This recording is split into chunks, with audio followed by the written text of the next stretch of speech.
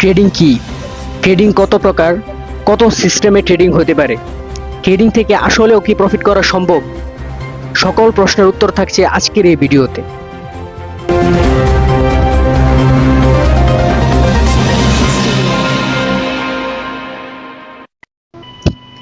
আসসালামু আলাইকুম ওয়া রাহমাতুল্লাহি ওয়া বারাকাতুহু।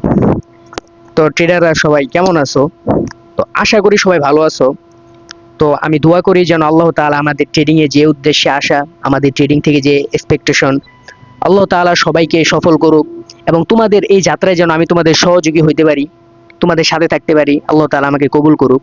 তো আজকের যে ভিডিওটা সেটা হচ্ছে সম্পূর্ণ বিগিনারদের জন্য, যারা ট্রেডিং একেবারে নতুন, যারা ট্রেডিংটাকে নিজের ক্যারিয়ার হিসেবে নিতে চাচ্ছেন, তাদের যে কমন প্রশ্ন যে ভাই ট্রেডিং কি, ট্রেডিংটা মূলত কি এবং ট্রেডিং কত ধরনের হইতে পারে, কত প্রকার হইতে পারে, তারপরে কত সিস্টেমে ট্রেড হইতে পারে।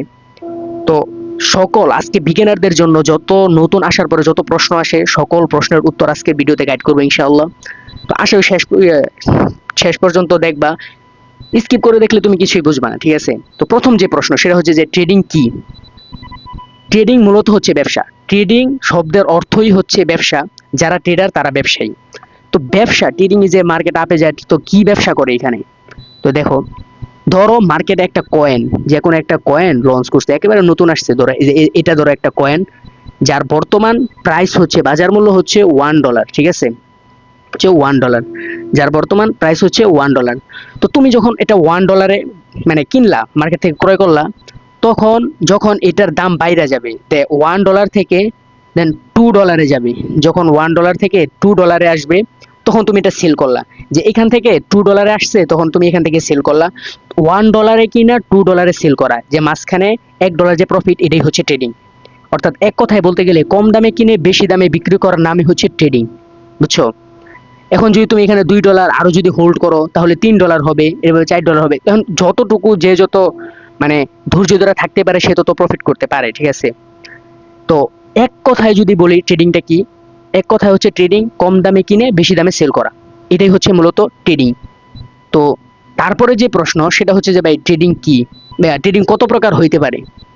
মূলত 4 প্রকার। যে ট্রেডিং মূলত 4 প্রকার, মানে একেবারে মানে বিশেষ যে জিনিসগুলো অনলাইনে দেখো, যে এটি হচ্ছে মূলত 4 প্রকার। এক নাম্বার হচ্ছে যে ফরেক্স, এক নাম্বার হচ্ছে ফরেক্স, 2 নাম্বার হচ্ছে ক্রিপ্টো, 3 নাম্বার স্টক, গোল্ড। আমি তোমাদের সবকিছু বুঝাই দিই। ফরেক্স হচ্ছে যে, দেখো যে ফরেক্স হচ্ছে কারেন্সির ব্যবসা করা। কারেন্সি, বাংলাদেশের কারেন্সি কি? বিডিটি। এরকম ভাবে ইউরোপের কারেন্সি হচ্ছে ইউরো ইউএসডি। ইউরো ইউএসডি হচ্ছে ইয়ার কারেন্সি, আমেরিকান কারেন্সি। তারপরে কানাডার হচ্ছে সিএডি, যে কারেন্সি আছে এডি। তারপরে এরকম আর কি। তো এরকম যে কয়েন আছে এগুলোর সেল করা, এগুলো ইয়া করা, বুঝছো? যে ধরো তুমি আজকে ধরো তুমি আজকে একটা ইয়া ইউরো বাংলাদেশি টাকায় বর্তমান ইউরো প্রাইস হচ্ছে 120 টাকা। তো যখন তুমি ইউরো এই যে কারেন্সি তুমি নিলা, বাংলাদেশি টাকায় ইউরো কারেন্সি নিলা, তারপর এই ইউরো কারেন্সির দাম যখন বাইরে যাবে, ঠিক আছে?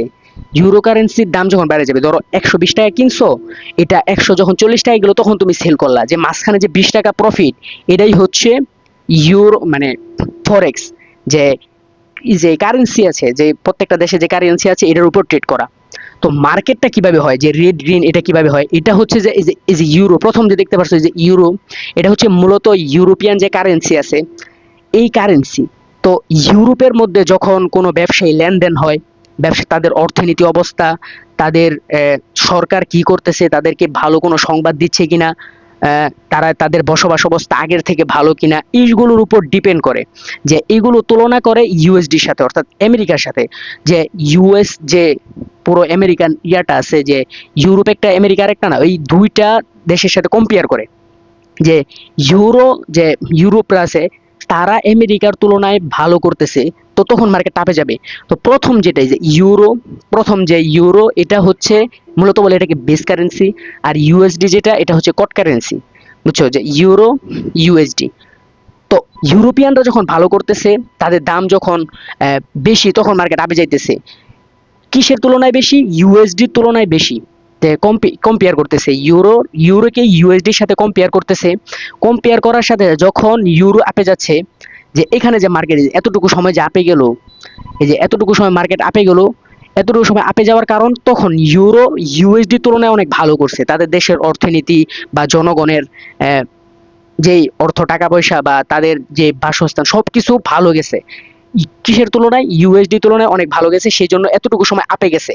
তো এইখান থেকে যখন আবার এই যে মার্কেট ডাউনে যাওয়ার কারণ যে এই ইউরোপের তুলনায় এই ইউএসডি যে আছে, ইউএসডি তুলনায় ইউরোপ অনেক খারাপ করছে, তাদের দেশের অর্থনীতি, তাদের দেশের সরকার বা তাদের জনগণের যত জিনিস আছে সব জিনিসের তুলনায় ইউরো কি করছে? খারাপ করছে, এই জন্য মার্কেট ডাউনে গেছে।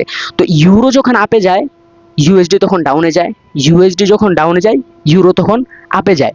তো এইটাই যে তখন আমরা ফরেক্স মূলত কারেন্সির ব্যবসা করি, ঠিক আছে? ফরেক্স মূলত আমরা কিসের ব্যবসা করি? কারেন্সির ব্যবসা করি। এটা হচ্ছে এক নাম্বার, যে প্রত্যেকটা দেশে ফরেক্স হচ্ছে যে প্রত্যেকটা দেশের যে কারেন্সি আছে এই কারেন্সির উপর ভিত্তি করে আমরা যে ট্রেড করে প্রফিট করি, এটা হচ্ছে মূলত ফরেক্স ট্রেডিং। ক্রিপ্টো, তারপর দ্বিতীয় জিনিস থাকে, এটা হচ্ছে ক্রিপ্টো। ক্রিপ্টো মনে করো যে একেবারে কি বলবো, ক্রিপ্টো পুরো আমেরিকাতে বর্তমানে ক্রিপ্টোর উপর তারা অনেকটাই ডিপেন্ডেন্ট হয়ে গেছে। তুমি বাংলাদেশে যখন কোনো মার্কেটে যাও তখন দেখবা যে বাংলাদেশের মার্কেটের মধ্যে দেখা বিকাশ নগদে কিন্তু টাকা দেওয়া যায়।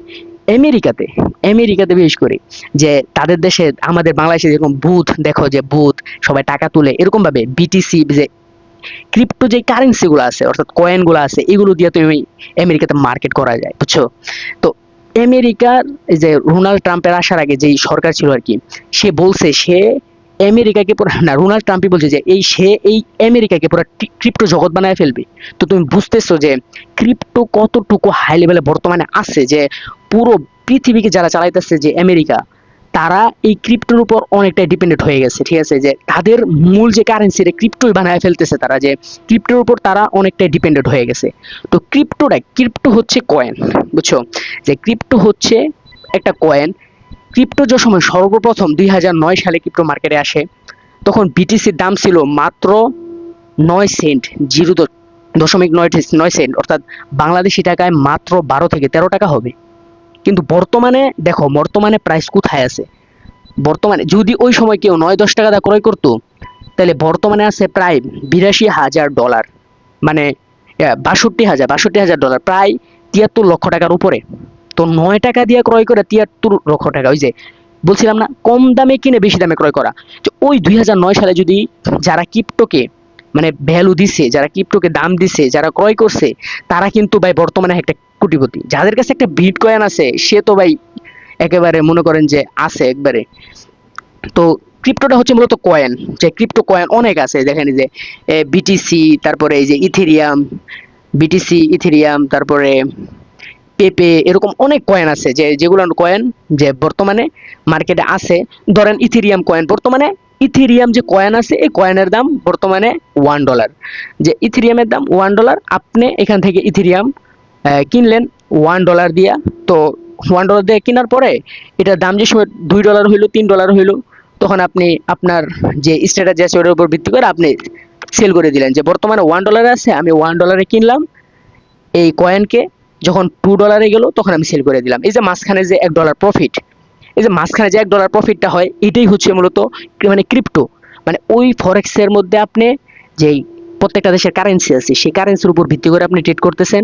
আর ক্রিপ্টোর মধ্যে আপনি কয়েন অর্থাৎ মার্কেটে যেই ডিজিটাল কয়েন আছে মানে ও নেটওয়ার্ক কয়েন, এই কয়েন কম দামে কিনে বেশি দামে সেল করতেছেন, ঠিক আছে?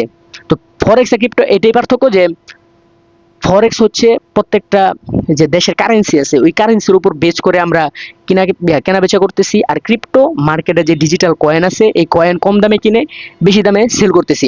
তো এইটাই হচ্ছে, আর বেশি কিছু পার্থক্য নাই গা। তো তারপরে যে প্রশ্ন সেটা হচ্ছে যে তারপরে 3 নাম্বার যে ট্রেডিংটা থাকছে সেটা হচ্ছে স্টক। তো স্টকটা কি আমি বুঝাই। তো স্টক হচ্ছে মূলত বিভিন্ন যে পৃথিবীতে যেই বিভিন্ন কোম্পানি আছে, যেরকম অ্যাপেল আছে, নাসডাক আছে, তারপরে ইলন মাস্কের ওই যে স্পেস এক্স আছে, তারপরে টেসলা আছে, এই যত কোম্পানি আছে এইগুলোরে মূলত বলে স্টক। মানে এই জায়গার মধ্যে তুমি ইনভেস্ট করতে পারবা, ঠিক আছে? যে ধরো যে এই যে আইফোন যে কোম্পানিটা আছে এই কোম্পানিতে তুমি ইনভেস্ট করতে পারবা, ঠিক আছে? এদের উপর বেচ করে তুমি ট্রেড করতে পারবা যে বর্তমানে অ্যাপেল কি ভালো করতেছে না খারাপ করতেছে। তো প্রত্যেক বছর যে সময় অ্যাপেলে নতুন এই যে আইফোন বা মোবাইল যে তারা দেয়, ওই সময় কিন্তু মার্কেট প্রচুর আপে থাকে। দেখো তোমাদেরকে আমি এ, ইয়াটা দেখাই, যে স্টকে মার্কেট গুলো দেখাই। স্টকের মধ্যে এই যে দেখো, স্টক হচ্ছে দেখো, স্টকের মার্কেট গুলা এই যে বিটিয়াতে, তা প্রত্যেকটা হচ্ছে স্টক একটা মার্কেট, বুঝছো? প্রত্যেকটা হচ্ছে এক একটা মার্কেট। এটা প্রত্যেকটা এক একটা কোম্পানি হচ্ছে, এগুলোর উপর বেস করে আমরা মূলত ট্রিট করি যে কোম্পানি কি এখন ভালো করতেছে নাকি কোম্পানি এখন খারাপ করতেছে। তো এটার উপরে আমরা যে বেস করি, যেমন ধরো অ্যাপেল বর্তমানে ভালো করতেছে, ঠিক না? মানে অ্যাপেল ধরো বর্তমানে নতুন তারা ইয়া করছে, কি বলে, এই যে যে টেসলা আছে, এই যে টেসলা, অ্যাপেল, তারপরে নাসদাক, এই যে স্পেসএক্স। স্পেসএক্স ধরো নতুন একটা তারা রকেট বানাইলো, তো নতুন যখন তারা রকেট তারা সেল বানাইতেছে, তখন কিন্তু তারা ভালো করতেছে, ঠিক না? 2000 এই যে বর্তমানে তো 26 সাল চলতেছে, 27 সালে যে সময় নতুন একটা আইফোন বের করবে ইয়ায় অ্যাপেল, অ্যাপেল যখন নতুন একটা আইফোন বের করবে তখন কিন্তু অ্যাপেল অনেক ভালো করবে, ঠিক আছে? তো তুমি অ্যাপেল উপর ডিপেন্ড করতেছো যে অ্যাপেল এখন আইফোন বানাবে তারা, বা তারা নতুন কিছু মার্কেটে ছাড়তেছে এবং তাদের কোম্পানিও ভালো। তো সেই হিসাবে আমরা থিঙ্কিং করতে পারি যে অ্যাপেল এখন ভালো করবে, অ্যাপেল এখন আপে যাবে, ঠিক আছে? তো ওইটার উপর বেস করে আমরা অ্যাপেল উপর ইনভেস্ট করব, বা অ্যাপেল উপর টাকা ঢালবো আর কি। তখন ধরো 1 টাকা অ্যাপেলে তুমি ইনভেস্ট করলা, তখন অ্যাপেল মনে করো ভালো করলো, তারা দ্বিগুণ করলো, আগে যতটুকু আসছিল ততটুকু তারা উন্নতি করলো। তো তাদের যে উন্নতি হচ্ছে, তাদের যত পার্সেন্ট উন্নতি হবে ওইটার উপর ভিত্তি করে তোমাকে তারা প্রফিট দিবে, ঠিক আছে? যে ধরো তুমি তাদের কোম্পানি যত পার্সেন্ট ধরো, তারা বর্তমানে তাদের যে কোম্পানির ইয়া আছে, আহ, বর্তমানে যে পার্সেন্টেজ আছে ওইটার তুলনায় তারা 5% ভালো করছে। তো তুমি এখান থেকে যখন ট্রেড করলা, তখন যে ইনভেস্ট করার পরে এখান থেকে তারা, তাদের কোম্পানি 7% উন্নতি হয়েছে। তো ওই তুলনায় তুমি যেই ক্যাপিটালটা তাদের সাথে ইনভেস্ট করছো, ওইটা 7% বাড়বে, তোমার ক্যাপিটাল থেকে 7% বাড়বে।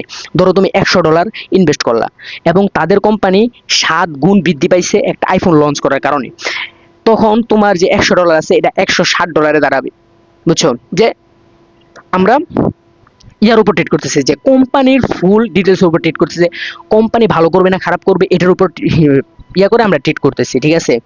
এটা হচ্ছে মূলত স্টক। ফরেক্স হচ্ছে আমরা কারেন্সির উপর করতেছি, ক্রিপ্টো হচ্ছে আমরা কয়েনের উপর করতেছি, আর স্টক হচ্ছে আমরা যে বিভিন্ন কোম্পানি আছে, যে বড় বড় যে কোম্পানি আছে এগুলোকে বলে, এইগুলো পাবলিক যে কোম্পানি আছে, এইগুলো কোম্পানির উপর আমরা যে ট্রেড করতেছি, কোম্পানির ভালো খারাপ মন্দ যেগুলো আছে এগুলোর উপর আমরা ট্রেড করতেছি, ঠিক আছে? তো 4 নাম্বার যে ট্রেডিং সেটা হচ্ছে গোল্ড। গোল্ড তো আমরা সবাই চিনি, ঠিক না? স্বর্ণ, রূপা, তারপরে খনিজ পদার্থ যেগুলো আছে আর কি, যে কয়লা যেগুলো জিনিস আছে গোল্ড জাতীয়, এগুলো সবকিছুই গোল্ডের উপর ডিপেন্ডেন্ট, ঠিক আছে? এই গোল্ড মার্কেট এটা সবকিছুর উপর ডিপেন্ডেন্ট করে মার্কেট আপ ডাউন করে। তো গোল্ডের এই 3-4 বছরে তোমরা দেখতে পারছো যে গোল্ড প্রায় 83% বেশি আবে মুভ করছে। তোমরা বুঝতে পারতেছো গোল্ড বর্তমানে কোন জায়গায় আছে, ঠিক আছে? যে এই যে গোল্ড মার্কেট আছে, এটা সম্পূর্ণ ডিপেন্ড করে হচ্ছে যে, যে গোল্ড এই যে পদার্থ যে জিনিসগুলো আছে, খনিজ পদার্থ যে জিনিসগুলো আছে, যেমন স্বর্ণ, রূপা, তারপরে কয়লা, এগুলো যত খনিজ পদার্থ আছে, এইগুলোর দাম কখন বাড়তেছে কখন কমতেছে, এই জিনিসের উপর বেশ করে মার্কেট চলে, ঠিক আছে? ধরো তুমি এখন বর্তমানে স্বর্ণের দাম কত, বর্তমানে স্বর্ণের দাম আছে 2 লক্ষ টাকা, ঠিক না? আর বেশি না, আপনি 5 মাস অপেক্ষা করেন, দেখেন এটা 2.5 লক্ষ টাকা, 2,70,000 টাকা চলে যাবে। তো এখন যদি আপনি 2 লক্ষ টাকা দিয়ে 1 ভরি স্বর্ণ ক্রয় করেন, তো দেখা গেছে 5 মাস পরে আপনি প্রায় 70,000 টাকা প্রফিট করতে পারবেন। এইটাই ট্রেডিং, ঠিক আছে? যে কম দামে কিনে বেশি দামে সেল করা, এইটাই ট্রেডিং, ঠিক আছে? তো এখন আপনার কাছে 2 লক্ষ টাকা নাই, ঠিক আছে? তো আপনি কি করবেন, এই যে মার্কেট চলতেছে এখানে, ঠিক আছে? আপনি কম টাকায় কিনবেন, বেশি দামে সেল করবেন, ঠিক আছে? আমার কাছে তো আর 2 লক্ষ টাকা নাই, তো 2 লক্ষ টাকা নাই, যতটুকু আছে ততটুকু দিয়ে আমি গোল্ড ক্রয় করব, এবং আমার যে টাকা মানে পার্সেন্ট হিসাবে আমাকে তারা দিবে, প্রফিট দিবে, ঠিক আছে? তাদের যতটুকু উন্নতি হয়, গোল্ডে যতটুকু উন্নতি হবে এর উপর ভিত্তি করে আমাকে প্রফিট দিবে। তো 4টা যে বিষয়, 1 নাম্বার যে সেটা ছিল সেটা হচ্ছে ফরেক্স। ফরেক্স কি? যে ফরেক্স হচ্ছে এক কথায় বলতে গেলে যে কারেন্সির উপর ট্রেড করা, কম দামে কারেন্সি কিনে অন্যের তুলনায় যেটার সাথে তুলনা দেওয়া হয়েছে ওইটার তুলনায় বেশি দামে সেল করা। ক্রিপ্টো কি? যে ক্রিপ্টো হচ্ছে যে বিভিন্ন যে কয়েন, যে বিটিসি, ইথেরিয়াম, পেপ, তারপরে এগুলো যত কয়েন আছে, এগুলা কয়েন কম দামে কিনে বেশি দামে সেল করা।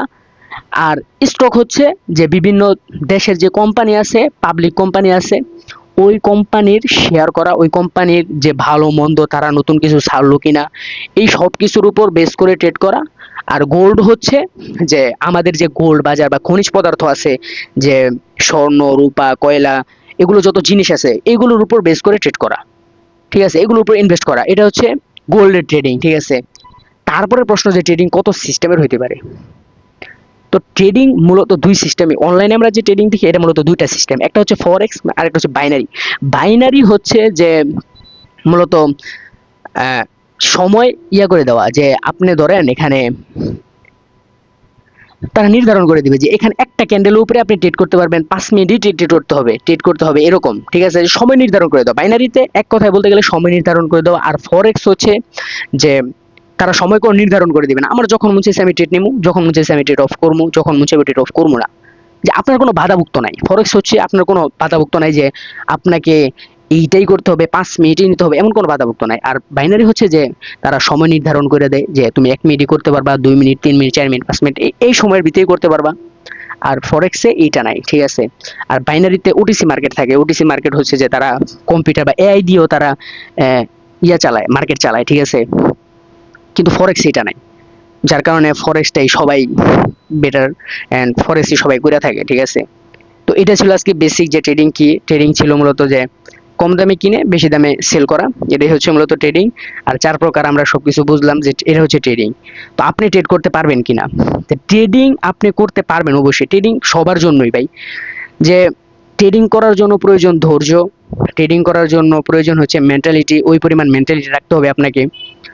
কারণ ট্রেডিং এর সাথে সবাই যুক্ত। Elon Musk, Bill Gates, Warren Buffett তো পুরো ট্রেডিং জগতেই ওর স্থান, ঠিক আছে। ওয়ারেন বাফেট, সবাই স্টকের সাথে যুক্ত, সবাই এই ট্রেডিং এর সাথে যুক্ত, ঠিক আছে। এখানে অনেক ধৈর্যের প্রয়োজন আছে, এখানে ডিসিপ্লিনের প্রয়োজন আছে, এখানে মানে ধৈর্য মাস্ট বি।